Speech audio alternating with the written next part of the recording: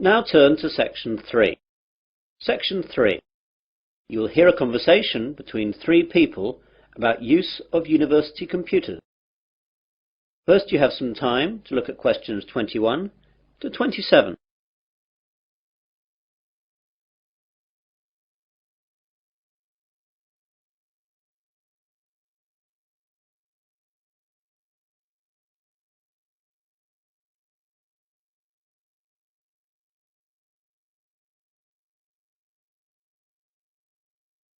Now listen carefully and answer questions 21 to 27.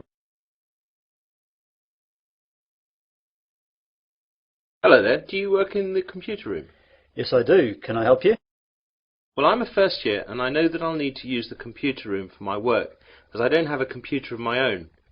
So I thought I'd get down here and see what I have to do in order to get time on one of the university's computers. Okay, there are 4 computer labs open to undergraduates. The others can only be used by the staff and postgraduates. The names of the 4 labs you can use are Wimborne, Franklin, Salisbury and Court. Wimborne and Court are in this building, the Johnson building. Franklin is in the Computer Sciences building and Salisbury is in the library. So I can use them whenever I like? Well, you can use them, but not whenever you like. As you can imagine, they're in quite a lot of demand, so you have to reserve your time on a computer. In each of the labs there is a reservation book, and you can reserve your time on a computer in that for 2 hours daily. If a computer is free, though, you can go on it straight away. It's quite straightforward, but be sure to always write your name in the reservation book in pen, or someone can rub it out and put their name in instead. Oh my God, does that really happen? I'm afraid so, and far more often than you would think. When people are stressed about their assignments, they'll do anything to get some time on the computers. Better not try it yourself, though, or you'll be banned from the computers for the rest of the academic year, and your password and username will be taken away. That reminds me, I've got to get a username and password. How do I go about that then? Well, what I'll do is to pass you over to my colleague Jane, as she's in charge of all that. Jane? Yes, Dave? I've got a new student here wanting to find out about usernames and passwords. Can you help him out with that? Yeah, sure. Hi there. Hi. Well, it's a straightforward process. First of all, tell me your name and I'll type it into the system. James Smith. Right, let me do that. You see, all students are automatically given a username and then they just choose a password themselves. Okay, so your username is JamesSmith2. That's all small case. That means there must be more than one of you at the university at the moment. Well, what do you want your password to be?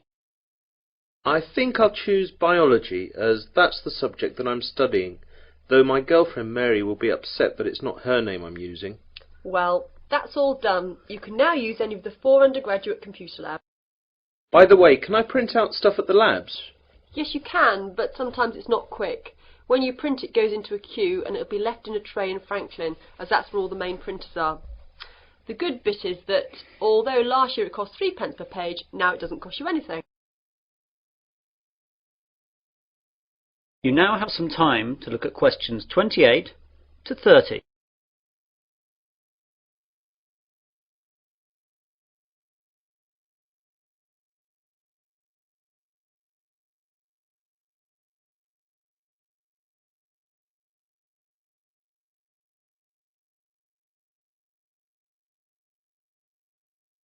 Now listen to the rest of the conversation and answer questions 28 to 30.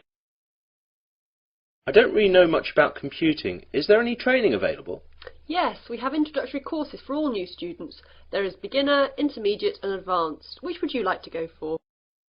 Well, I have done some, but I don't know if I'm up to anything more than beginner. I'd better stick with that. Intermediate could be too tough. Well, your course is in Franklin then. We're in Court now. You know where that is.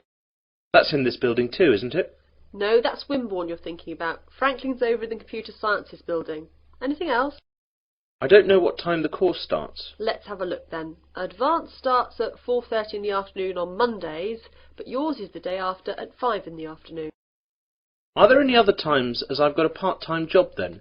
Yes, you could try Thursday at 2 p.m. How's that? Even worse, as I've a tutorial then. Anything else? No, that's it. I'll have to rearrange work then. I can't miss the tutorial. That is the end of Section 3. You will now have half a minute to check your answers.